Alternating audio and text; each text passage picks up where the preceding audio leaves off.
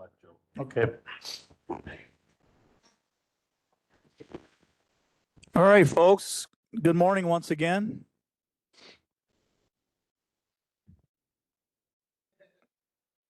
What was that, Judy? I said good morning to everyone. I'd like to call the Will County Board Executive Committee meeting to order at 10:17 a.m. Mr. Thornton, would you like to lead us in the pledge this morning?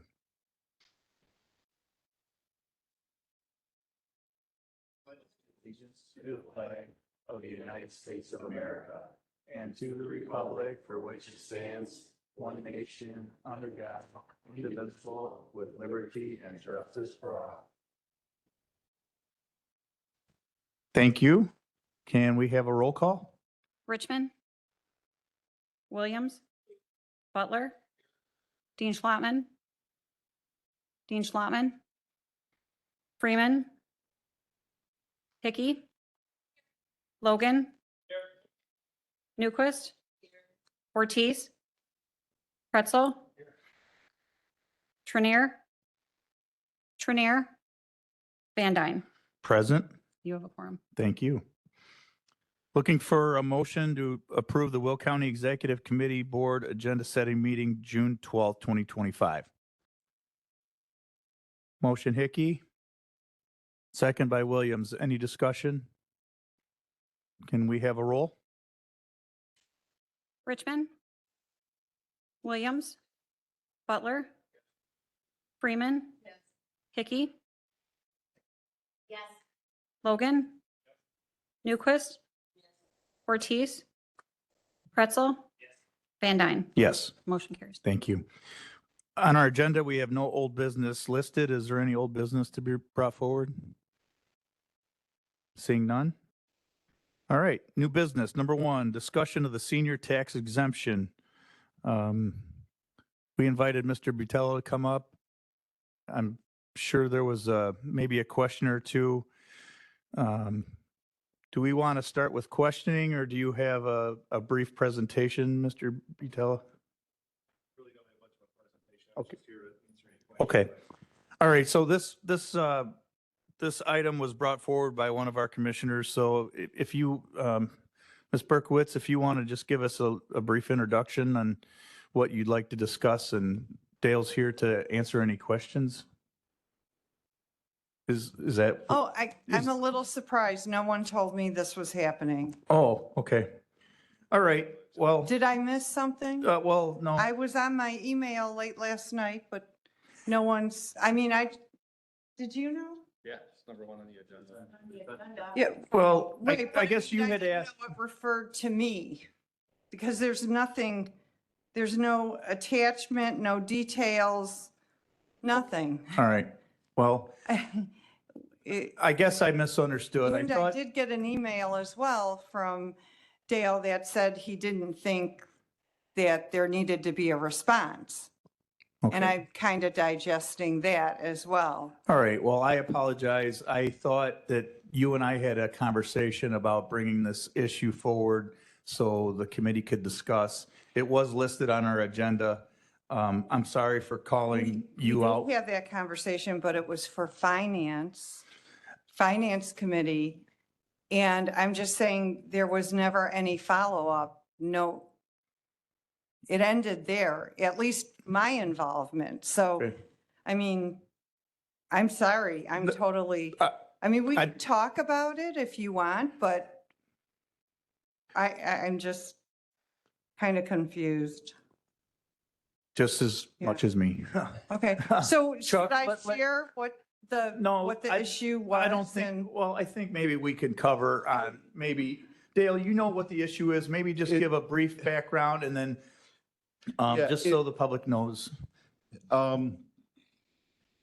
What brought this up was, had applied for the senior exemption in 2023. And remember, the assessments or your tax bill is a year behind. So the 2023 assessment, you're paying in 2024. Okay, so turn 65 in 2023, it should show up on the 2024 bill. In this particular case, we took the exemption, it was scanned in, but was never keyed in the computer system. So it didn't appear on the tax bill. That was my office's fault. We misprocessed that thing, everything else, I take full responsibility for that. But when the bill went out, it was paid, everything else, it was not noticed and stuff that way. I got the phone call and stuff that way, or my office got something sometime in March of 2025. At that point in time, I can't fix that. Okay, right now, if somebody did something, let's say for 2024, it's on the bill that just came out. Most people paid the first installment, they're still waiting to pay the second installment until September 1st. I can fix those things if there's a factual error and stuff that way, where there's an admitted exemption, stuff like that. I can do that through the certificate of error process. That process typically goes until right around November 1st. In this case, we're cutting the thing off October 31st because November 1st is the weekend. But that's the end of the time I can do that, because after that, then it goes to court. Judge pronounces those assessments true, just, correct, and it goes to tax sale. At that point in time, I no longer have the authority to make any change in the value and stuff that way, or make any kind of corrections. Wait, what do you mean tax sale? Well, okay, you got the first installment, June 1st, second installment, September 1st and stuff that way. If somebody doesn't pay those taxes, okay, there's the annual tax sale that's done between the clerk and the treasurer. That happens, and I apologize, I don't know the exact date, sometime in December, that way. When that tax sale happens, well, actually, it's actually before that tax sale happens. At that point in time, I can't make any more corrections. Oh, I know, Too but I late. paid my taxes.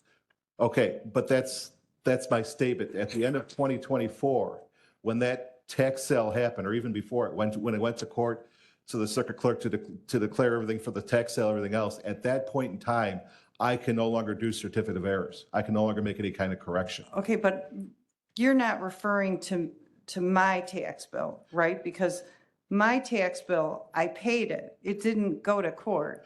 No, I am not saying your particular thing. I'm just saying everything in general goes to court. Okay, Okay. At that point in time, I can no longer make a change. I can no longer do a certificate of error. Okay, and even with the certificate of error, I shouldn't say it's truly me. It's part me as a chief county assessment officer. It's part the board of review. Both of us have to approve that. Okay, but our ability to do that ends basically November 1st of the year. Okay, if somebody comes to me right now and says, hey, I should have been getting a senior exemption on the bill that just went out for the 24 payable in 2025. If they come in and take and say that, and I get the information, I can prove that they own that property, it's their principal residence, they're 65 years of age or older. At this point in time, I can do a certificate of error up until November 1st. After November 1st, I lose that authority. okay. And continue, I do have questions, but I can wait. I think you're pretty clear. This discussion was asked, in case this happens in the future for any resident throughout Will County. And what Dale has stated is absolutely, no one is perfect. There was a mistake made, but there's always an opportunity to have that readjusted, but only within a certain time period. And you had requested it stuff that way. I did look in last year's 2024. I looked for the last 2 years. There was only 2 cases where we didn't process a senior exemption where they missed a year. Okay, because it was something where we had the thing, we didn't key it in and stuff that way. Our 2 mistakes, that's In entirely in my 2024. office. What? This is 2024 or 2025, 2 cases? in between 2025 and 2024, I found 2 cases total. Does that include my That property? includes your tax? property. There was Okay. yours and there was one in Plainfield. Okay. I want to just ask a question because there's literally nothing attached to the agenda, no detail. Does the committee understand what we're talking about? Do you guys know what we're talking about? Yeah. Do you Sure, understand, read do it. you know and you understand that it was my property tax bill that they did not apply the senior? And so therefore, you all know that. Yeah. You must have had this conversation at another time then? No, Julie, I think you said it in an open meeting. Okay, well, I'm great. And, Everyone's and once again, this is not pointing fingers at anyone. Yeah. I truly thought you wanted to have a discussion and find out, there was an error made, but there, like I said, there's always a chance for us to go back and make an adjustment. I but agree, Only but I within, asked excuse about- me, only I'm sorry. within a certain period of time. Mr. Richmond had asked that we put it on the agenda. It's here for discussion. That's just out of respect for for the board members that wanted to have this discussion. That's strictly what this was for. And we invited Dale to come down and kind of give a brief explanation of that, and I think he has done that. So, Well, I do have a question. So when my request from you was a detailed description of the process, when that resident gives you the application, presents it like I presented it in person, what is the process? What are the steps that our staff takes? And I appreciate you being here, but I'd also like this maybe a little bit, little more thorough details. So apparently when I handed that packet to the staff member, She would have got a taken that. computer and she scanned it. We do two things. One, we scan the application and stuff that way. Even, I'm going to step back slightly. If somebody comes in, because we get the senior freeze, it's an annual exemption and stuff that way. When somebody comes into our office and stuff that way, we don't necessarily keep that application. We scan that thing in, all the relevant information after we verify the income, everything else, we scan it and link it in the system so that we don't have paper copies lying around and stuff that way. So in your case, that's scanned in everything else. But there's two parts. One is scanning it in, one is entering the actual fields in the computer system. In yours, and again, that was entirely my fault, my office's fault. It got scanned in, but those fields were not entered. So when you take and run a search or query on that database to take and say which ones were applied for the senior exemption, which ones should we make that adjustment for, yours failed that because it was never entered in the system. They did the first step, they scanned it, but never did that second step. So here's where I'm confused. She was in the computer system, right? I watched her. She didn't just scan it. She got on and I assume pulled up my tax file. And if you're in the system right there. That's your opportunity to key, or whatever that means, key it in. How did that not happen? Okay, was I standing there? Did I witness it? I did not. Okay, I'll take your word that yes, she keyed stuff in. I don't know. Maybe instead of hitting the word save, she hit cancel. At this point, I don't know. All I can take and say is when we looked into it, we saw the scan, we saw no data keyed in. Okay, what happened? My first thought was she scanned it, didn't key it in. You're taking and saying that you saw her do something in front of the computer.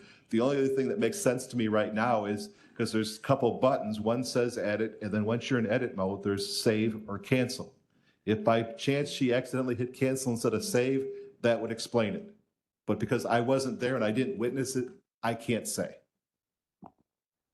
Okay, so my concern is that we, the government, can take money, and when we make a mistake, we don't have to adjust it or correct the problem. We keep the money. And I've heard all the excuses, oh, it went out to the levy, we can't bring it back. But the taxpayer and the consumer, you make a mistake, you have to correct that mistake. And You have to correct that mistake. there is that process, but just through November of that year. After that, Correct. And I believe, Mary, you indicated that we can blame that all on state statute, right? I was sent, the state statute says we can't do this. It is controlled by state statute. I don't know that I would use the term blame, but yes, the procedure is specifically set forth at state statute, and state statute does have a limitation on when corrections can be made. At some point, government entities need to be able to rely on the fact that they have so much money and that, yes, it is their money to spend, and there will not be an attempt to claw it back. Okay. So my suggestion is that we verify with our homeowners what exemptions or what is applied to their tax status. I think we ought to have the technology to be able to do that. Send our homeowners an email. Thank you for submitting this tax exemption. And when I called, I was heard, you should have caught this sooner. If you had called us, if you pay the tax bill, why didn't you realize there's a mistake? And I was a little taken aback by that, that reproach. Now, I'm a county board member, whatever, but how do our taxpayers feel? How do our residents feel? That are getting these tax bills if, they're told, well, you should have caught this mistake sooner. I think, we ought to be able to have our IT systems automated where we can communicate with our taxpayers. You guys have everything. You've got all the information you need on us. Birth date, Well, the only time we have the birthday is when somebody applies for that senior. When you purchase a property and you go through the closing, everything else between yourself, the attorneys, everything else like that, there's nothing on that deed, that transfer declaration, anything that says the date of the birth. Okay, we don't have that. The only time we get that is when somebody comes in and says, I'd like to apply for a senior exemption. I turned 65 on April 1st, 1950 something. Okay, other than that, we don't get that. As far as emails, we'll get certain ones, those when somebody applies something, we might get those emails. But even on the emails, that's not something we typically get. When a property changes ownership and stuff that way, we get the mailing address and stuff that way. But if you took it said that as far as contacting and stuff, people to take and say, here's the exemptions we're applying. At this point in time, if I had to do something to reach out to them, it would have to be through mailings. Okay, we've got I don't remember the exact number. It's slightly over 280,000 parcels in Will County. Roughly 205,000 of those are receiving some form of an exemption, at least the general homestead.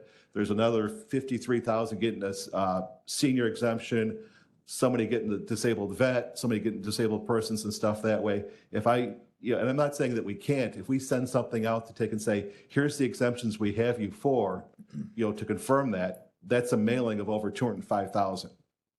Mm-hmm. So I appreciate you coming forward today, Dale. What steps are you doing to ensure that this isn't happening this year or next year? Or are you looking to make sure this mistake hasn't happened? Again, I found 2 in the last 2 years. Okay. For me, it was almost $600. That's not small change. And I apologize, everything else like that. But short of dedicating an extra person on staff, everything else to go find that, 2 mistakes out of 280,000. Again, is it perfect? No. Would I like to be perfect? Absolutely.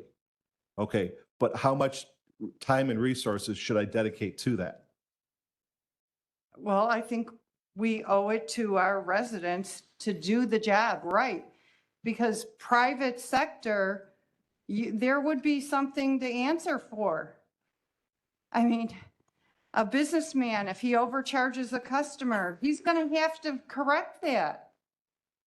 So I'm going to state that in other states, like in Kent County in Michigan, they do send emails out to their township has the ability to send emails out to their residents, because I get them. And so does the county offices, the board, the clerk. So we need to figure out why we don't have that IT capability here, because there are counties in this country that do that. And again, I'm not saying that we don't have some emails. I want to figure it out. Why can I get, this type of communication from another county, but we can't do it in Will County?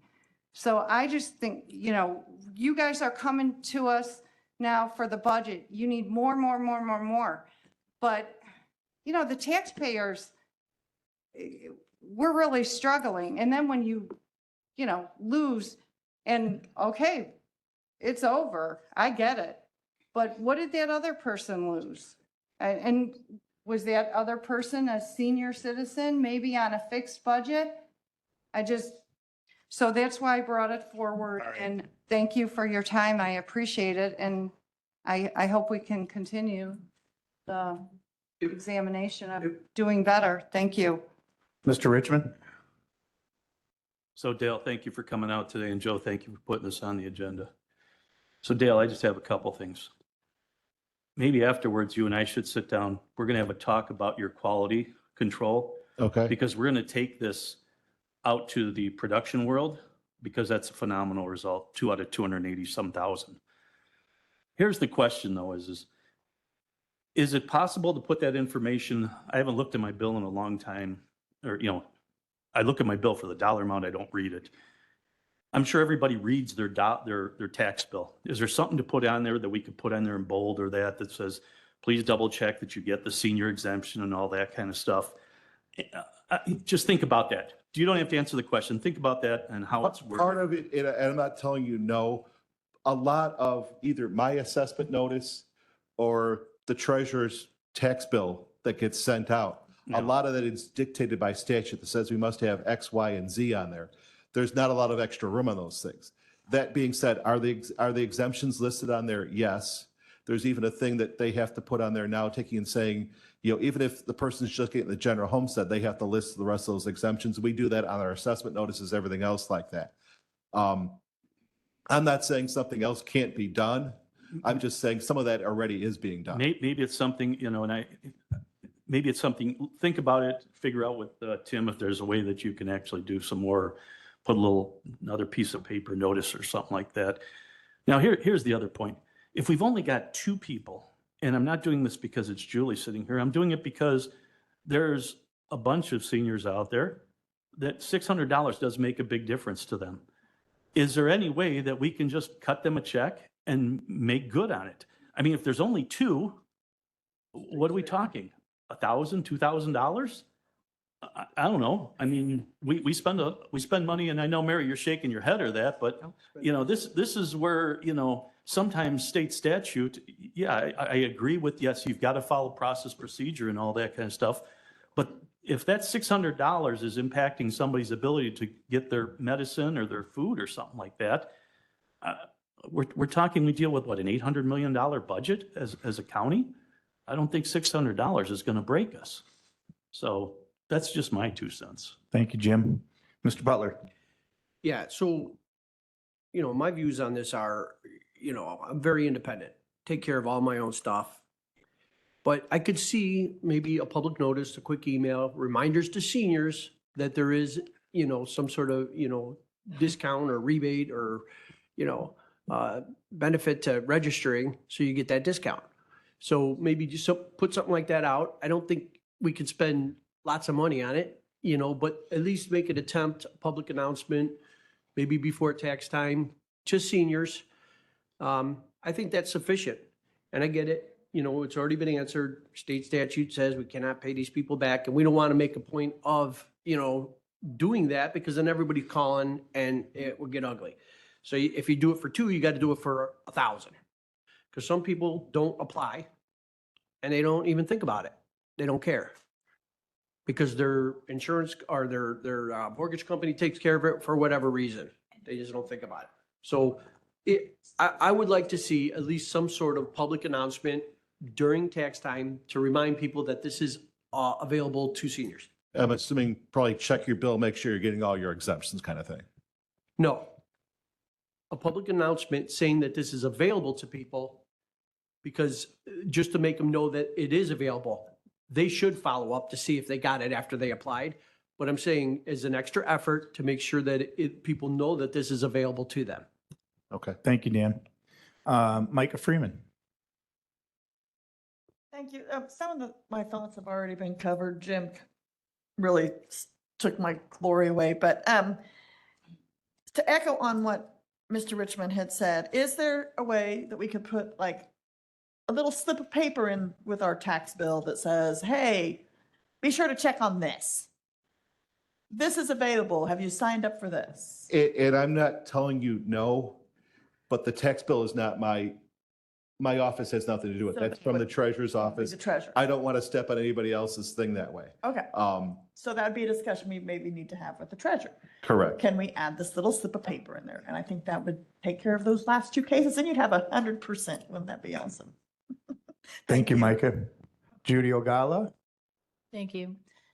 So I just have a question, Dale, and I'm not sure of the capabilities of the system. Once you scan that information in, which I assume is their driver's license and such, is there any report that comes out to say these were the scanned in items of the day? I mean, your database should track the information that gets scanned in. If there's a capability to see a report of it, At this point, no, that is something that we've talked about the last month or so to take and try to set something up to take and say which ones has a scan saying senior that we don't see in the system as an extra way to try to cross-reference and eliminate these things.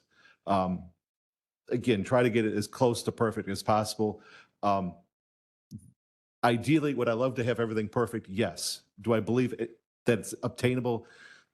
Probably not, but whatever we can take and try to do, that was one that we've been talking about, trying to get our provider to set up a report for us on that. yeah, that would be good, because then you'd have that cross-reference, then you have one person in charge of getting that report, and they can verify that they have entered it in. Because people come in, sign up for whatever exemption, and they think they're done, and they don't even probably look at their tax bill half the time, right? And they just go with it. And I see both. I see some where, if there's one little thing they're calling or they're questioning, they're really on top of things, and I see other people that don't. There's a wide variety. Right, and I know it's virtually impossible to eliminate all human error, but a report like that would be a big benefit. I'm sure the system, whoever takes care of the system should have the capability of creating a report that would help you guys facilitate that as a double check. So that would be a great addition. And then we will talk with the treasurer to put a suggestion in for that. I also know that there's an issue, because a friend of mine took over as a new tax assessor in a certain township, and there were younger people who bought the home that an older person lived in, and that senior tax exemption stayed on. She was going through the records and correcting it. So I don't know what you do in that situation. Do you get rid of all exemptions when a home sells? It typically should happen. Some of that, because some of the exemptions we control, some control from the township. The general tends to be controlled from the township. Not that we don't also have control over it, but a lot of times we get that coming in from them too. Yeah, okay, thanks.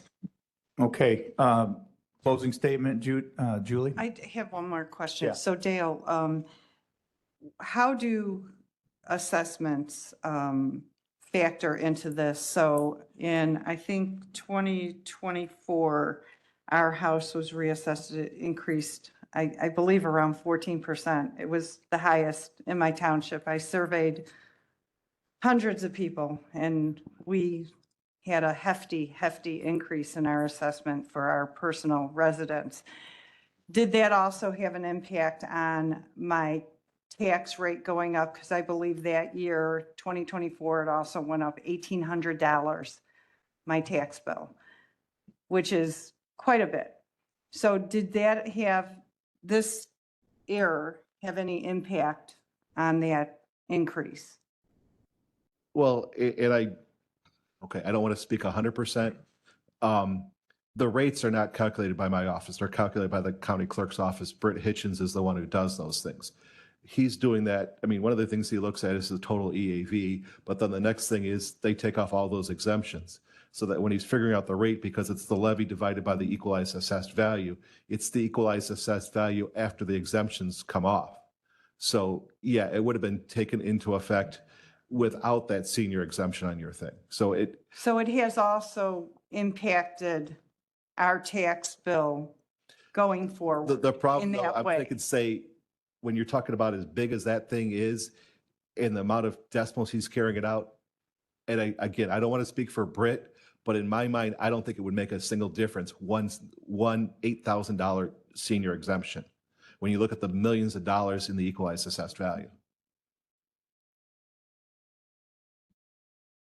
So My guess is if I asked him to figure out if we made a correction for yours and that other property and take off the two $8,000, because that's the amount for the senior exemption. And if you had to recalculate that rate, would it have made a difference? My guess is because of how it gets carried out and stuff and the total equalized assessed value, I don't think it's going to make a difference. So You've had- the increase that year, that $1,800 increase in my tax bill from the prior year, that had nothing to do with this mistake. No. That assessed. Well, if you had an increase, it's due to it could be due to a couple things. One is an increase in assessed value. The other one is an increase in that rate. It could be one or both. Okay, thank you. All right. Well, thank you. Thank you, board members, for, your ideas on how to try to, I wouldn't say it's necessarily a problem, but, like I said, mistakes do happen. It's unfortunate, but you do have one great record in your office. And I want to say that it takes a true man to come up and admit that there was a mistake made. But we always want the residents to know that there is always an opportunity in a certain time frame to make that adjustment. So thank you, Dale, for coming in and giving us a brief discussion, and we'll move on. Thank you. Number 2, required qualifying statement for Will County multi-year plans. This was suggested due to our transportation plan, our 5-year plan that we vote on every year. This resolution extends farther than just transportation. It's also capital improvement plans as well. So that's why it's on the executive committee. Mr. Balich had asked for this resolution. He read it over, is very comfortable with it, and I want to thank Chuck for writing that up for us. So I'd like to make a motion. Let me see here how it's written. So we need a motion to require qualifying statement for Will County multi-year plans. Motion Butler. Second Williams. Any additional comments on this? Mr. Butler, go ahead. Let's hear it. Microphone, sir. You want me to read the whole thing? If you need to, yes, sir. Okay. Whereas the Will County Board seeks clarity and transparency in the approval of multi-year plans for road improvement projects and capital projects, and whereas multi-year plans involving such projects are subject to change, and whereas the Will County Board believes it to be in the public's best interest for all such multi-year plans to prominently and clearly state that they are subject to change, and back and refine plans based on community insights. Okay, that line I'm going to just cross out. Whereas the Will County Board must, and this is extra, this is a change from what you had. Whereas the Will County Board must be aware of the stages of development and potential projects included in the Will County multi-year plan. And it goes back to the original one that stays in here. Now, therefore, be it resolved that all multi-year plans for road improvements and capital projects presented to the Will County Board for adoption shall contain the following qualifying statement denoting their changeability. Now, this is new. Now, therefore, be it resolved, the planning stages of these projects shall include essential qualifications to ensure comprehensive planning, which are as follows. 1, introduction, which establishes the purpose and the importance of the project, setting clear expectations for stakeholders, which is new. 2, 3, and 4 are just what is already required by IDOT, and this is what the Transportation Department follows. Preliminary public meeting to engage the community early to gather input and foster a sense of ownership in the planning process. 3, studies to conduct thorough analysis and assessment to evaluate the feasibility impact and needs associated with the proposed projects. And 4, public meetings, facilitate a subsequent public meeting to present findings and gather further feedback and refine plans based on community insights. This is a multi-year planning project that is subject to change. Financing for all projects in this planning project must be approved by the Will County Board. Any project may be amended by vote and the Will County Board. Be it further resolved that the preamble of this resolution is hereby adopted as it fully set forth herein.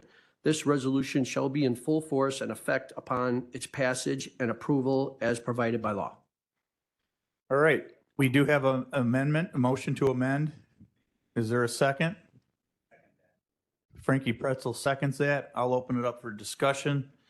At first, I would like to say, Mr. Butler, I was aware that you were going to bring an amendment. I did not know it was that lengthy.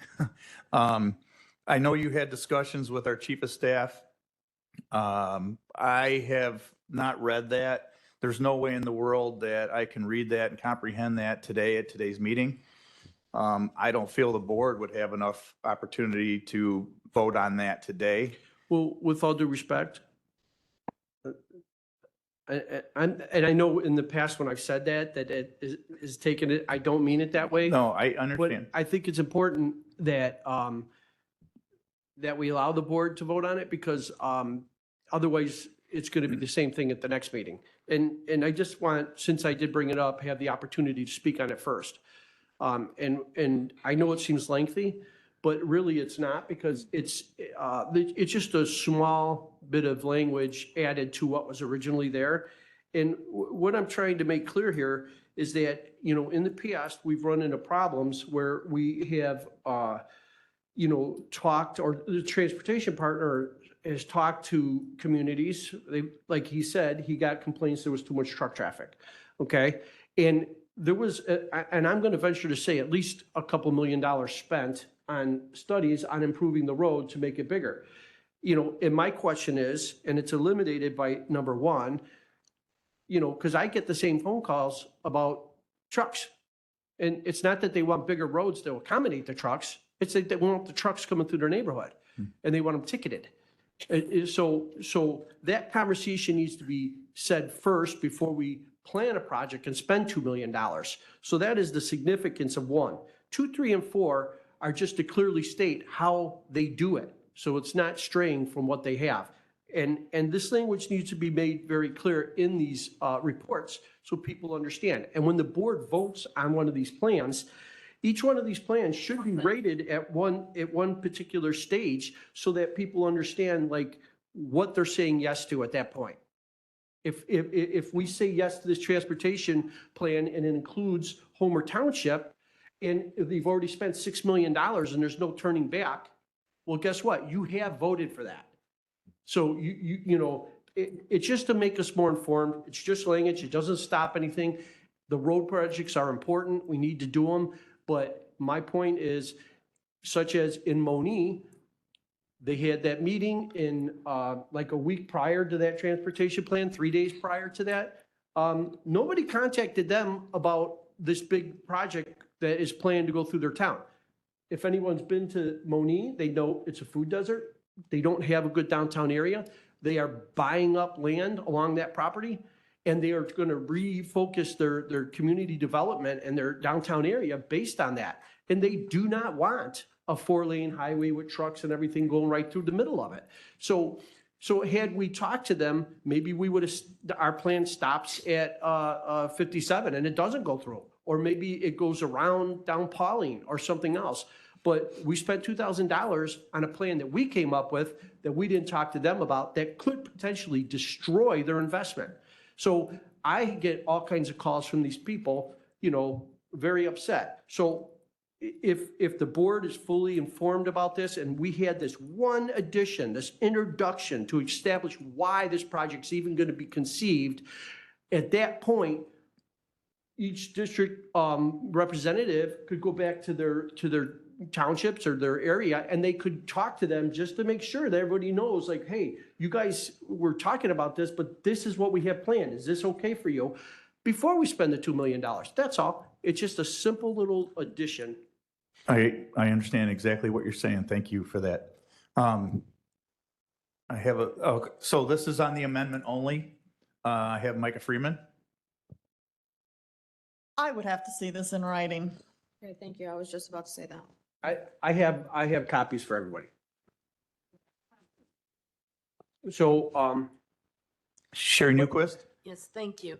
I'm not discounting what Member Butler is saying, but it seems to me that we're looking at two totally different things here. I mean, the amendment talks about changes in the planning process to incorporate public comment earlier before, we've gone and spent however much it is. But this particular amendment is just adding that the disclaimer that this is a multi-year project. I mean, I'm not disagreeing with what you're saying. I just don't know how that fits in this amendment. I mean, we're adding this to our plan so people know, whereas you're suggesting a whole different planning process that I don't see how that, I mean, in theory, what you're proposing would have already been incorporated into this plan that we're going to put this disclaimer on. That's my only point. I don't see how they fit together. well, Hang on, Dan, hang on. Sorry. I just want to be organized. Thank you. Thank you, Sherry, for that. Frankie, you had your light on. Do you have a comment? Well, first of all, I just wanted to say Member Butler did share that with me before the meeting, so that's why I was able to make the second. I do support it, but I was just hoping that maybe Member Butler could give cliff notes of the specifically what the differences are, like what, Okay. right? Just so that. We'll wait on that. So we want some differences. I'll go back to Mr. Butler since he made the amendment. So- That's just, Oh, I'm sorry. I want to get another question in. Destiny, are you turn your light off? You're good? Okay. Do you want to respond to that? yeah, so the idea of the original amendment was to add the language so people would be more informed as to how the process was happening.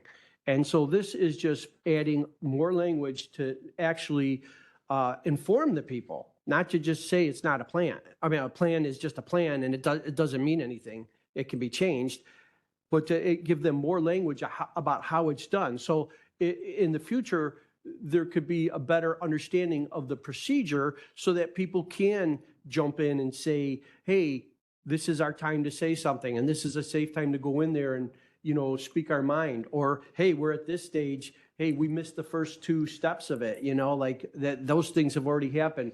It just, people become very alarmed. They feel like because we live in our,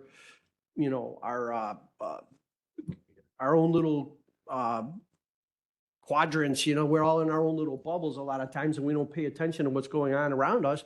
When it finally hits them, they feel like, it's coming out of left field. So if we put it in the plan and we put the language out there, hey, I missed it, but we've done our job. We've added the language to let people know.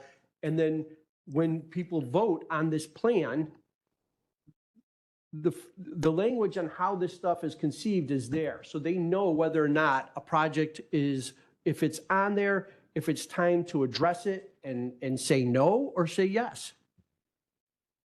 Thank you for that follow-up. Leader Williams? I'm not sure I understand. Isn't that what we do when we develop the plan, is we put all that stuff in there? I'm not quite sure what we're trying to do here. I know I want to engage the public more as well, but if we're talking about the plan itself, the development of the plan is the development of the plan. So, I mean, it already states its purpose and importance, right? I guess I'm just confused. No. Okay. Destiny, you have a comment? Yeah, I do. It's like a follow-up question to what Member Williams said. So is the difference between the original and this amendment is that you are mainly wanting to put in a public meeting to have input from the public? Well, the original amendment was to put additional language on the plan to let people know that there was options to not do what's on there. Okay?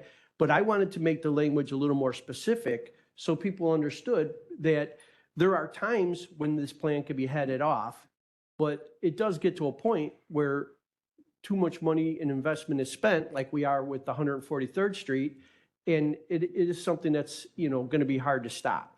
So the idea is just to put the language out there so people understand the process. And that was the original one. I just added more language because, in the plan, it doesn't say what the order is. It just says, the projects. I mean, it's a 42-page plan. It's not that long, but it just tells you all the projects. It doesn't say how they came about it. Like the Moni one, I didn't know why they decided to widen that road until we had the discussion here. And Jeff said, well, because people complained about truck traffic. That's how it started. Well, I never do that. And that's why I say, well, when people complained to me, what I got was they wanted the sheriff out there to ticket trucks because they didn't want them coming through at all. They didn't want extra traffic, bigger highways to have more traffic. So I just wanted to be able to be, the community to be part of that. So if that is the case, we're not putting a 4-lane highway in when they just wanted, scales to deter, truckers from coming through their town. All right, Judy Ogala? Thank you. So the question here to me is, county board doesn't develop the plan, right? That's done in the highway department. And then the plan comes forward to us. And once it comes forward to us, we're basically told you cannot change the plan because it's so far along. So that is an issue that has to be resolved. Can you change the plan? Can you not change the plan? And as far as referring to the fact that you've spent so much money on a project, it's too late to stop it. It makes no sense because the fact that every project that you do, big projects, not small road projects, but big projects, you're going to do a study. The study itself is going to cost a certain amount of money. I guess one of the things we should do is once the study, phase 1 or whatever thing is, what's the study called, once it's done, it should be brought back to the board to say, this is what we found. You can do choice A, B, C, and then the last choice would be D, do a no build. And then the board could decide if they want to do that or not, such as the Moni. It's $100 million or something to do that. That's a lot of money to do that project. So it's like you need to look at whether the outcome benefits and the money should be spent or not versus not spending the money. So that's something that be done because a study, as we all know, a study is done to meet the objective. So what's your objective? To do a certain project. If you don't look at the opposite of it, your objective is always going to say, yes, you should move forward with the study. It makes sense and you should move forward with your plan. So those are things that we have not done, we have not looked at since I've been on the board. The projects, the plans come forward, you're shown them, you're not really asked whether you really don't have all the information to make that decision. That's the key fact here. You don't have all the information, people vote on a project, and unfortunately, things change, and unfortunately, studies take time. Could be 7 to 10 years from the first time they start till the end. So while some people might say they weren't informed, if there's that time lag on a study, you're going to forget that you had that come up. 7 to 10 years is too long for somebody to remember. So there's lots of different variables. I think there's a different process that we could approach this with and possibly make this better. We've made some improvements to the Public Works and Transportation Project where every 2 years, Jeff will provide us by district, the road projects in our own district. So a new board member has no idea what happened in the past. They would get that broken down in that fact. So that's an improvement. I think there could be more improvements made to how we do this. Thank you. Thank you, Judy. Kelly Hickey? Thank you, Speaker. He may rue the day I learned his name, but would it be possible for Mr. Ronaldson to come up and give us a little clarity on this process? As far as what if this has already been taken care of by the time something gets to us? He absolutely could. He was asked if he wanted to present and he wanted to sit back and listen. But I think you're being asked, Mr. Ronaldson, but before you come up, I think the county executive does not want to. Well, no, I will. And I appreciate this because I do want to, I recognize what County Board Butler is saying. And we have a committee process here, and I'm not being critical here. And probably two of our most important committees here that we have larger discussions is land use and transportation. And so sometimes when you're on those committees, you get all the information, you know what's going on. And if you're not, you're relying on your board members or you have to read and you have questions. I can tell you though, that we have, since I've been here, we have had projects that have not had the support of the county board and we have stopped them. And I was just sharing this with Member Williams the other day. It was a Caton Farm Bruce Road Bridge. And we always have to spend money. You have to spend money to do a phase one study. You're always going to put money out there because we have to have engineers do our study. We got to the point where we were going into phase two. It wasn't a popular road project. There were definitely concerns. And during Transportation Committee, the county board voted no to continue with the project. So there are opportunities to stop a project before it gets to the place that we're dealing with now. So there are opportunities. So I don't want the county board to believe that their hands are tied and all of a sudden these projects are thrown upon us. So again, I just want people to know there, even in my time, that there has been one that has stopped right after phase one. Okay, thank you. Mr. Ronaldson, would you mind just briefly discussing the amendment? Do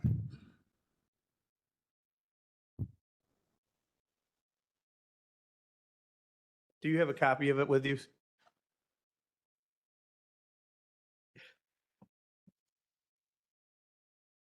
All right. I don't have much to say that I can agree with this at the moment. There's a lot in here. I mean, you said it's short, but there's a lot in here that I think is already done in our processes.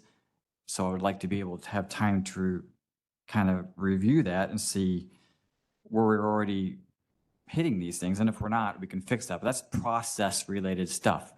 Moni, for example, a lot of people, some people say they didn't know about it. Well, Moni has known about it for many, many years. We met with them. We had a public meeting back in June 21 or whenever it was. It's on our website when the public meeting was. The results of that, there's like an 80-page document on the public engagement process of that plan.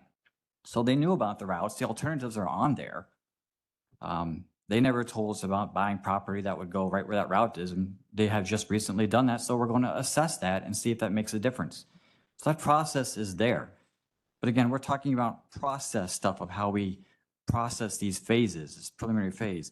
This plan in front of you is simply the projects we have on hand and how we will carry it out over the next few years.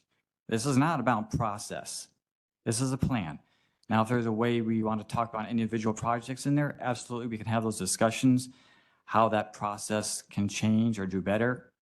We can do that. But that, in my opinion, is not related to this plan in front of you. And I know that won't go over well with some because you want to make sure this is the best process. But this plan is not about process of the level I think we're discussing here as far as public involvement and whatnot. I just don't want to go through and say, have this approved and it's something I can't carry out. I think there are some things we can maybe touch differently from what you were mentioning, Member Butler. I just don't know how I can resolve that in a week's time to make it fit whatever it is you're looking for. And I also don't think it really pertains to this list of projects. As I stated in past meetings, any of these projects that are on here, the existing contracts can change. That's why I'm not necessarily opposed to that paragraph that's being on there. It can be changed. And it'll be updated in the next project list. So we can definitely do that. The finances are approved whenever you approve the contract, when we go from phase one to phase two. Our contracts for the consultants we bring before the county board says phase one on them. It says for design engineering phase two. So that information's there. So I'm not sure where we're missing on some of these. So I'd like an opportunity to try and figure out where we're missing. But again, I don't think that really applies to the plan in front of you, because that's just how we're going to execute these contracts that we're already giving. Now, if someone in the outer years, you think the project needs to slow down, that's not an existing contract. We can address that. We can talk about that. But so if there's something wrong with that, we can always address that in the years to come or the course of the next year. If we need to delay a project or do something a little different, we can talk all year about that. But this is the snapshot, the contracts we have in hand and how we intend to carry them out with the information we have at hand. So I don't know if that really muddies it up or makes it any better, but that's where we're at. Just, Dan, I think you've made your point in your amendment, but just to be clear, many of those things, because you told me, you gave me that information about IDOT, which are your requirements on how to go about planning for these projects. And then just so the committee knows, that's the phase one aspect on how phase one is done, which is the environmental, the public engagement. We have a manual we abide by on how we do all that process. So that's why he states that many of this stuff is already done. Because I went to what the statement was. I didn't make it up myself.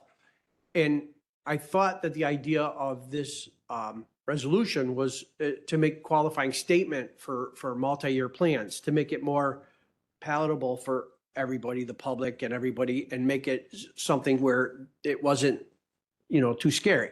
So that's why I put all that in there. It doesn't really change policy. Now, there is one aspect of it that could be considered policy change, which is just before the studies are done, that there be a public meeting about the project, before $1 is spent, before $2 million are spent, just to be clear. That's all.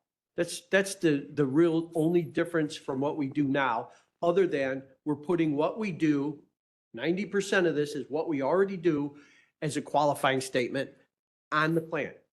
That's all. okay. All right. With that discussion, I will just say, Dan, once again, it's going to take some time to review this. I would like to do some additional research instead of me personally voting this forward. I'd like to maybe sit down with you and some other time to try to get this figured out. I can't support that at this time, but I will ask for a roll call on the amendment. Richmond? Williams? Butler? Yes. Freeman? Hickey? Logan? Newquist? Pretzel? Yes. Van Dyne? No. Motion fails. 4 in the negative, 5 in the negative, 4 in the affirmative. The motion will fail on the amendment. Back to the original resolution. Roll call. Richmond? Williams? Butler? Yes. Freeman? Yes. Hickey? Newquist? Pretzel? Yes. Van Dyne? Yes. Jackie, I'd like to change mine to a yes. I'm sorry. And you missed missed Vince. Oh, I'm sorry. Logan? Motion carries. What was the count on that? 9. 9-0, motion is approved. Motion carries. Okay. Thank you for that discussion. Thank you, Dan. I look forward to meeting with you and maybe we can come up with some additional ideas that was presented here. You could All only right. fit it to one page, though.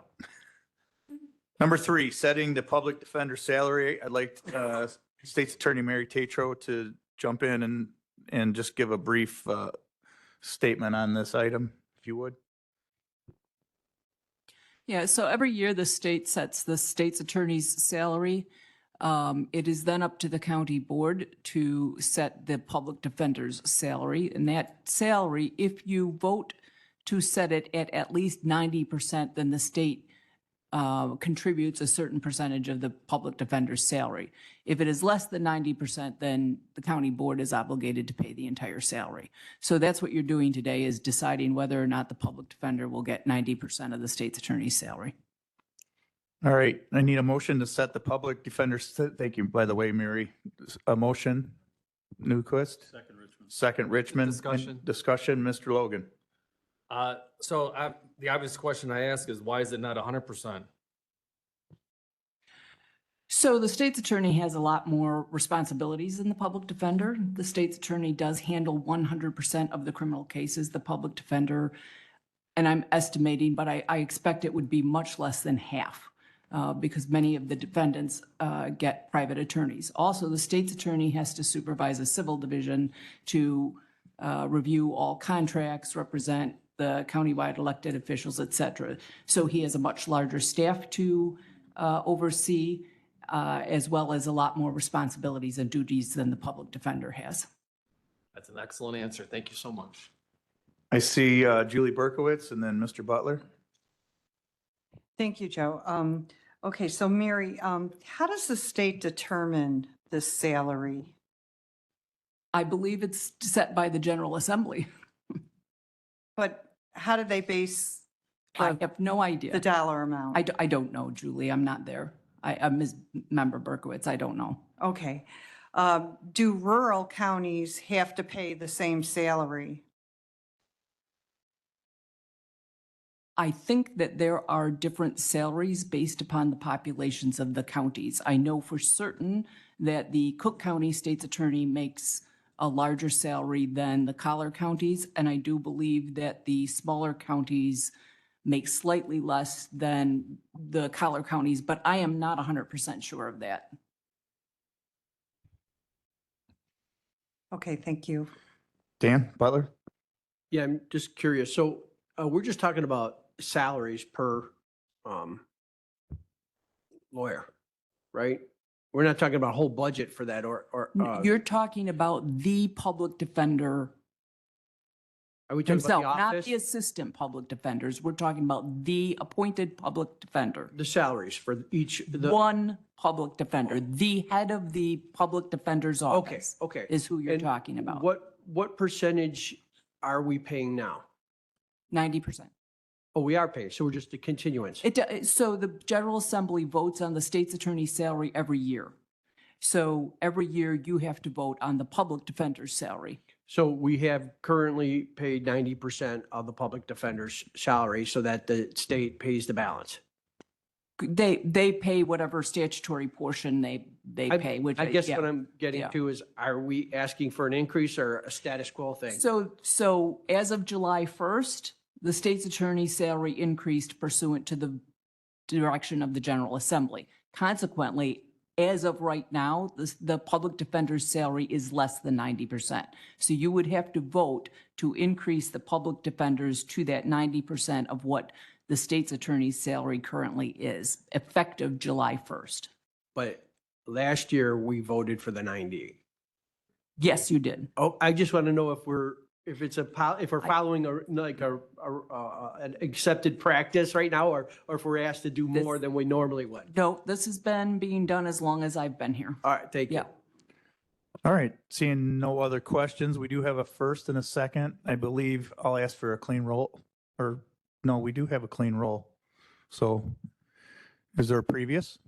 Previous Richmond, seconded by Logan. All those in favor, please say aye. Aye. Any opposed? That motion will carry. Thank you. Need a motion to increase the number of enforcement deputies for the Will County Sheriff's Department. Motion by Pretzel, second by Freeman. Discussion. Absolutely. I would like to invite Mr. Dan Jungles down, give a brief explanation. Maybe your questions will be answered, and then we can open them up. Morning, Dan. Good morning. Thank you. So currently, the sheriff's office has 233 deputies assigned to enforcement. We are looking to increase that by 1 right now. And this is because what we have going on is a shortage of deputies on the road, 1. We are down 9 due to recent retirements. We have 6 in the police academy right now. We're going to be hiring 3 more to take those, but we're also down another 6 for various different medical reasons, that sort of thing, workers' comp. School District 161 approached us a couple years ago about wanting to put an SRO in their school. They, back in June, I think it was June 11th, they authorized for contract policing for the Will County Sheriff's Office. So what we're wanting to do is hire one body to take over for that contract policing rate. The figures, I did include a copy of the IGA, but it's it is $193,478.40 that they're going to be paying per year for this individual. So it's the contract rate, it's the same rate that we charge the Village of Homer Glen for their contract service, the hourly rate is. We calculated at 7 months because the deputy would be assigned to the school for 7 months. So that's how we came to that $193,000 figure.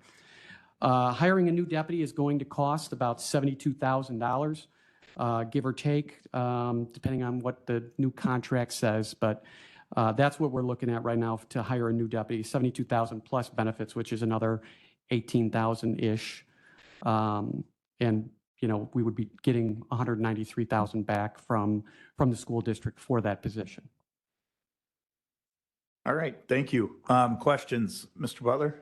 Just a statement. I know that 161 was working on this for quite some time. I think it's super important. And this is something that, other schools could start, contracting with us.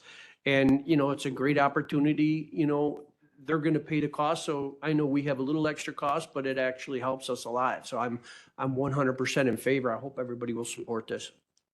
Thank you. No other committee members, Ms. Berkowitz?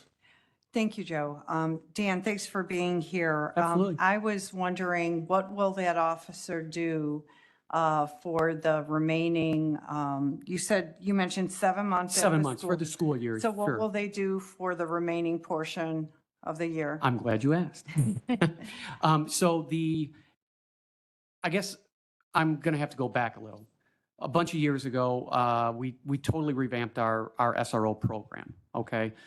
Because we had deputies in the Lincoln Way schools at the time. That's the only deputies. Now we have a deputy assigned to the Homer Glen or Homer 33C as well. That's also contracted out.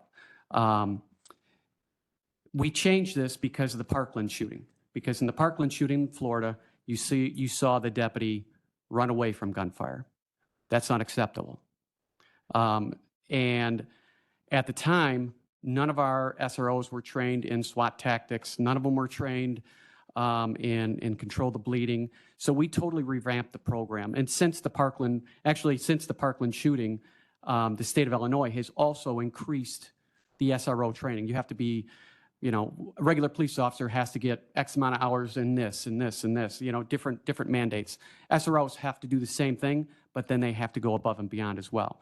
Our program goes way beyond even what an SRO is supposed to do, because they have to go to all these different tactical classes along the way. They have to qualify 4 times a year with a firearm, whereas opposed to a deputy just has to qualify once a year. So we make sure that they are fully trained and they are ready to respond if in fact there is an active shooter in a school. And I have no doubt in my mind that they will take out that shooter. So following that, I know probably around 3 years ago, you came before our committee. I'm trying to remember which one it was, and the board allocated additional money for masks and shields. And at that time, I shared with you that I felt it was important that our deputies either have that personal gear with them or that it be accessible on location if possible. It's a goal. And I don't know where we're at with that, but I think I do know all of those shields were ordered. I'm not sure if we have all of them in because they are special ordered, but I can look into that for you. Okay, so my question would be, this deputy, are we going to make sure that he has this gear available either on person or at that school site? Oh, yes. Yeah, they will have all of the necessary equipment to effectively do their job. Absolutely. All of our SROs, I mean, they have duffel bags of stuff both in their office and in their cars just in case of a mass casualty incident, because it's not so much in these mass casualty incidents, it's not the gunshots that kill them, it's the blood loss that kills them. So if we can stop the blood loss really quickly, the chances of survival goes up drastically. So you have the equipment you need then? Yes. As well? Yes. Thank you. All right, thank you, Mr. Jungles. Is there a previous roll? Previous and second, all those in favor, please say aye. Aye. Anyone opposed? That motion will carry. Thank you. Number 5, amending liquor control ordinance, chapter 110, code of ordinances, requesting that of the liquor ordinance be amended to increase the total number of available Class C1 liquor license at the Gas and Food located in Homer Glen. Is there a motion? Motion, Logan. Second, Newquist. Any discussion? I would just like to say, this is a gas station. They're looking, I believe, a C1 license is looking to pour alcohol. I don't feel that residents need to go to a gas station, whether they pour or not pour. I feel that C1 is no consumption. Oh, okay. Mike, would you, my mistake then. So if you, Speaker, if you go to the liquor license class C1 authorizes the sale of specified premises. This is a gas station license. We do not allow for consumption at a gas station, thus no VGTs at any of our gas My stations. apologies. I don't know my licenses. Yeah, C license, any of the Cs are commercial. There's no entertainment with C1 either. So just to clarify. Okay, my bad. So I have nothing else to say then. There's a, well, I will finish. I don't think that folks should be able to go, gas stations should have a pour license. It's just my opinion. Get your gas, get your pop, get your chips and head out. But that being said, there is a motion and a second. Is there a previous? Previous Hickey? Second Williams. All those in favor, please say aye. Aye. Anyone opposed? That motion carries. Thank you for the clarification, Mr. Mahoney. Number 6, resolution authorizing the Will County Executive to execute lease agreements for 10 South Chicago Street for the Specialty Courts Program and 9 South Osgood Street. Motion, Freeman. Second Hickey. Is there a previous I have a question. question? Ms. Ogala? Yeah, Sis? sorry, I was just wondering, what is the lease amount that, for both Chicago Street and Osgood Street? It's, Speaker, if you don't mind, sorry. Yeah, I was go a little ahead. Yeah. presumptuous on that one. It's going to be $1 a year. Thank you. $1 a year. Any other discussion items? Is there a previous? Second Logan, all those in favor, please say aye. Aye. Anyone opposed? Motion carries. Number 7, authorizing approval of contract for request for proposal for demolition located at 116 Walden Road. Motion.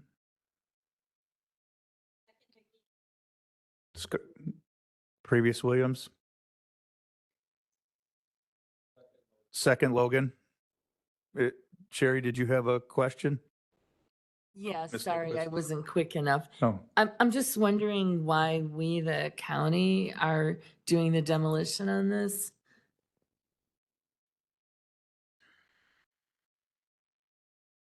Oh, we have Rebecca DeGroat here to explain that for us.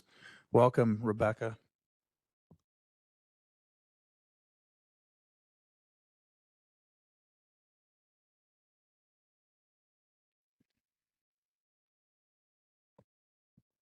Hi, good morning. Good morning. So the demolition, it is a county-funded demolition. How that works is we get referrals from our code enforcement officers for dilapidated or slum and blight houses that are vacated. And they go through demolition court with the state's attorney's office and they mark it as inhabitable. So what happens is once it goes through demolition court, they do everything in their power to exhaust their resources to find an error. If an error cannot be found for the sake of the community and the neighborhood, we go ahead and fund the demolition to complete it with a contractor. And once it's completed, we do go back with the state's attorney to put a lien on the property. in case it would need to sell in the future, hopefully to recapture that lien and kind of move forward to create a better neighborhood and community for the neighbors that are still there. Thank you for that explanation. Any other questions? Seeing none? I got a question. Yes, sir. Can we amend the contract to have the correct names on it? Correct names. What are you referring to, Mr. Logan? The 116 Walden contract has the wrong county clerk name on it. Has what? Wrong county clerk. Oh. Sorry. Yeah, the wrong county clerk is on there. Lauren's still on there. My apologies. The contract has not been signed yet. The resolution is just to approve the contract to be signed. I can't have the proper contract signed. We don't have it signed by the demolition company just yet. Fair enough. Julie? Thank you, Speaker Van Dyne. Rebecca, thanks for being here. So I have a couple questions about the parcel and the value on the parcel. So will the county, then does the county become the owner of the parcel? No. So in this case, we only have a court decree to just demolish the property itself, the actual structures on the property. We don't take ownership of the parcel. It is still under the owner's name. Okay, and so you're looking for an heir. Correct. And what happens if you can't find anybody? Then who owns that parcel? So the property is still owned by the owner. We just have the court decree to demolish it. We can put the lien on the property through the state's attorney. And then what'll happen is typically it could go through the tax sale process is one of the options. And somebody could buy the taxes, wait the appropriate amount of time, and then take ownership of the property. Or it could sit there until somebody does approach the owner if there is an heir or some sort of that side of things, and go ahead and buy the property from the owner. Okay, so let's assume there's no owner, Mhm. no heir appears. And what are the taxes owed on this parcel? Do you know? I do not. You don't? For Okay, this so parcel, let's no. say heir never appears, it goes to a tax sale, the county receives the money from the tax sale. Who does that? That's someone's revenue. Who gets that money? So that would be probably a question for how the finances work in land use. The land use funds for demolitions come from the Resource Recovery and Energy Department, from their funds to Yeah, clean up. I'm talking about the funds from the tax sale. So Joe, if we could at a committee, maybe finance or another executive committee, get that information from land use. If there's no heirs and the county issues a tax sale, and let's say they, somebody pays $3,000 in taxes, and I don't follow tax sales, so I don't know if how much money they bring in. Where does that money go? And where is it in the budget? And I'd like to understand where that money goes. Okay? Okay. And this is assuming there's no heir. And unfortunately, Rebecca, seems to be happening a lot more than it did 5 or 10 years ago. So I'd love to find out where that money is going in our county. Chuck's writing it down. He'll try to get that information. Okay, thank you. Appreciate it. Dan? So when you put a lien against that property, when that sale comes, does that lien get paid off? Is that the cost of demolition? And are we reimbursed for that, or how does that work? So if the property does get sold, the lien will get paid off. It is incorporated into the sale itself. And it is not just the cost of the demolition, it's also the cost of any publications associated with it, any sort of asbestos or board up costs that we do because we try to do our due diligence with environmental side of things. So all that cost gets incorporated into that final lien and goes back to court for the judge to sign to add to the lien. Oh, so it's pretty much a no-brainer. I mean, we're not doing this for free. We're going in there and, potentially covering our costs when we do this sort of thing. Correct. Okay. Okay, fair enough. We do have a first and a second. Correct? Yes. You guys know what to do next. Guys and gals. Oh, we do have a previous and a second also? Okay. All right. Now I know what to do. All those in favor, please say aye. Anyone opposed? That motion will carry. The next two items are, we have Martha Soika here for questions if there happen to be any. Is she still here? Okay, oh, there you are. Hi, Martha. All right, so I'm looking for a motion to adopt the HUD 2025 to 2029 Consolidated Plan and Annual Action Plan for Program Year 2025. Motion Freeman, second Newquist. All those in favor, please say aye. Aye. Anyone opposed? That motion will carry. Number 9, accepting a grant under the IHDA Home Repair and Accessibility Program, Round 2, PID, yeah. Motion Newquist. Second Hickey. Thank you. Thank you. A discussion? All those in favor, please say aye. Aye. Anyone opposed? Motion carries. Well, thank you, Martha.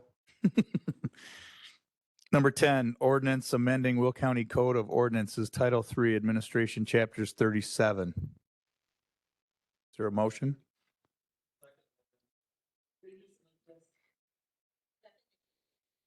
All those in favor, please say aye. Anyone opposed? That motion will carry. And last on our agenda, ordinance amending Will County Code of Ordinances, Title III, Administration, Chapter 40.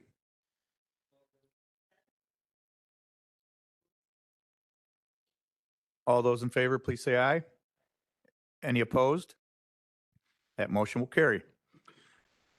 I see no other new business to be brought forward. There is no request for state's attorney's opinion, so we will continue on with the committee reports. I can just go in order here if there's anything. I know Chair Trenier is not here for Public Works. Vice Chair? Nothing? Okay. Capital Improvements, Micah Freeman. I have nothing to bring forward. Thank you. Finance Chair Newquist. Legislative Chair Destiny Ortiz had stepped out. Judy Ogala, nothing to bring forward. Legislative Committee, do you have anything? No? Okay. Public Health and Safety, Chair Butler. Landfill, I know the Chair Slotman, there was no meeting this month. Hopefully we'll get a lot of information in August. And Executive Committee, we just had finished.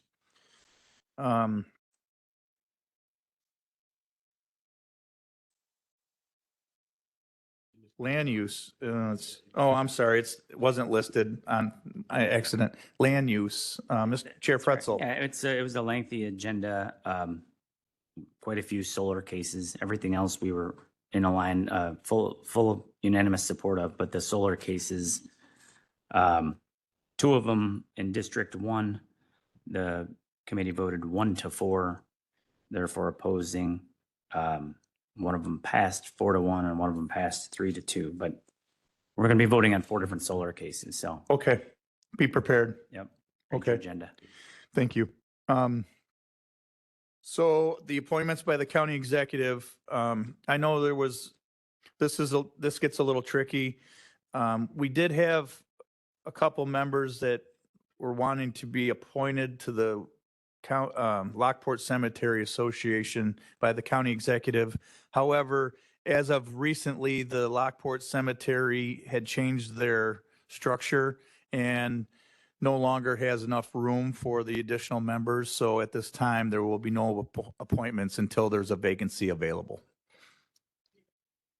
So, motion to remove the approval of the appointment for the Lockport Cemetery.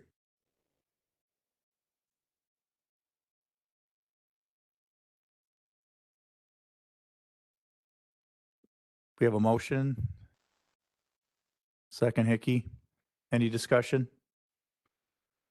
Previous roll? You got a discussion, Mr. Richmond?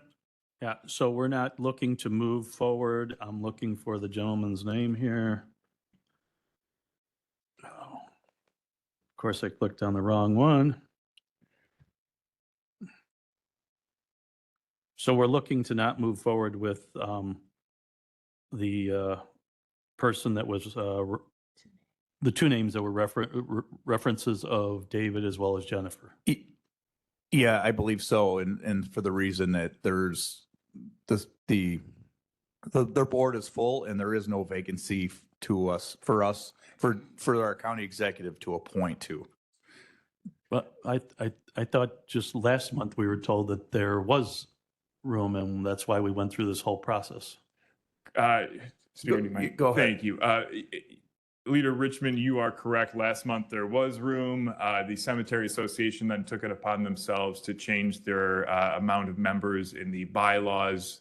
Their previous bylaws stated that the county board had the approval over the membership numbers, but we expect that there will be a vacancy or two on that board by August, so that these people will likely be reappointed.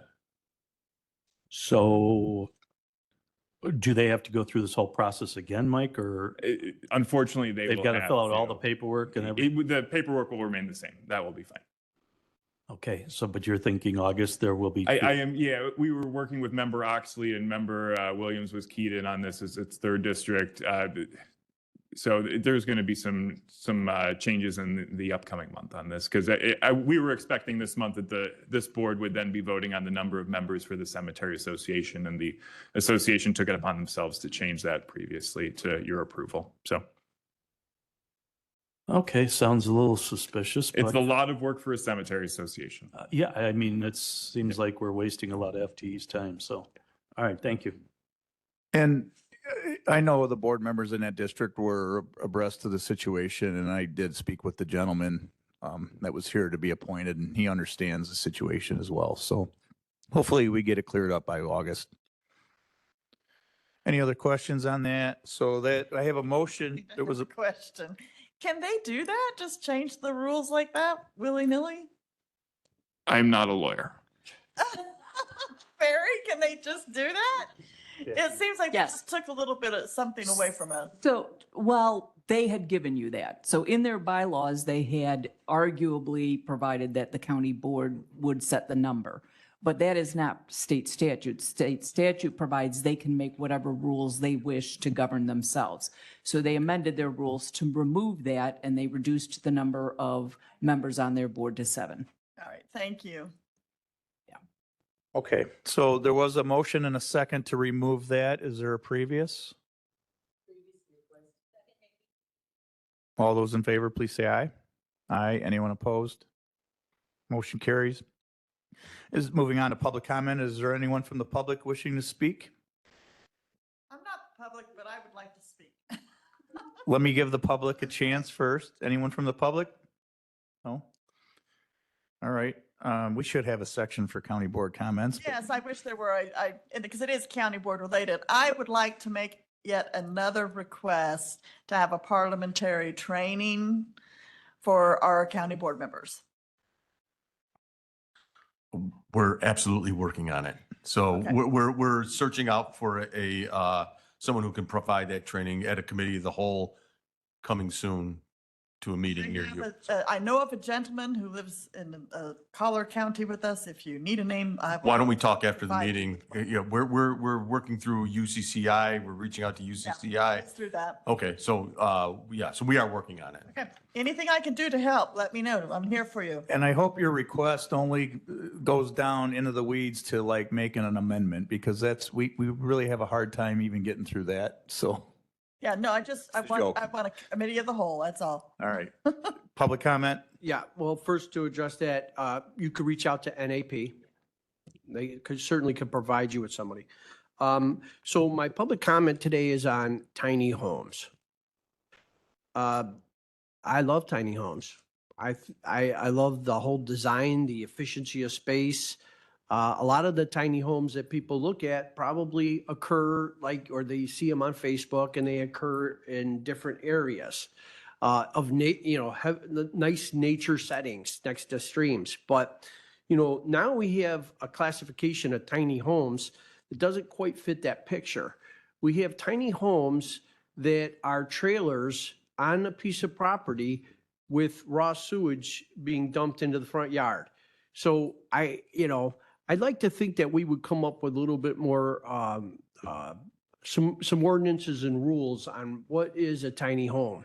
I definitely think there's a place for tiny homes, but I just, it's come to my attention that this is a problem. I'm sorry, Dan. I missed the last part of your statement and I I just apologize said for that. there is a place for tiny homes, I believe, but there should be some sort of ordinances for, what exactly is a tiny home. And I was just being told that Director Du Bois has been doing some sort of research on this and maybe had some conversation at land use with Chair Pretzel. So your point is well taken. Frankie? I just wanted to comment on that. We have this, it's an ongoing line item on our agenda at Land Use Committee. And there is language in our county ordinance on what a tiny home is versus an accessory dwelling unit. You cannot right now it is illegal to park a tiny home or a home on wheels or a home, whatever you want to call it, in a property and not have it tied into a sewage line. Like if you're doing that, you're breaking the law. So it's already, if we don't, that's not permitted. I think what most people consider a tiny home is more of an accessory dwelling unit, which would be like something on a foundation tied into sewage. And it's it could be, a very small home, but we're talking about it all the time. We know that there's kind of a trend for these, but just to clear your mind that we're aware of the one person out in your district that has allegedly been dumping their sewage into the property, and that's not okay. They're already breaking the law. All right. Any other comments? Seeing none. No announcements or report by chair. We do have a need for executive session. I believe it would be very brief. So I would like to have a motion to go in executive session for the matters of litigation. Motion Freeman, seconded by Mr. Pretzel. Roll call. Richmond. Williams. Butler. Freeman. Hickey. Logan. Newquist. Pretzel. Van Dyne. Yes. Motion carries. Motion carried.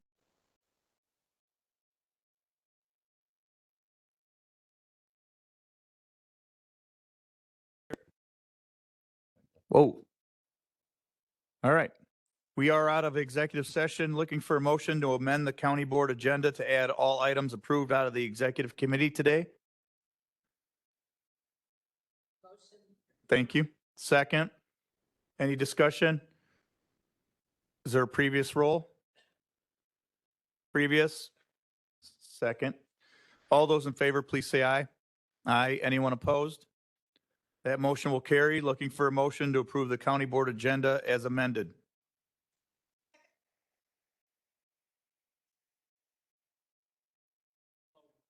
All those in favor, please say aye.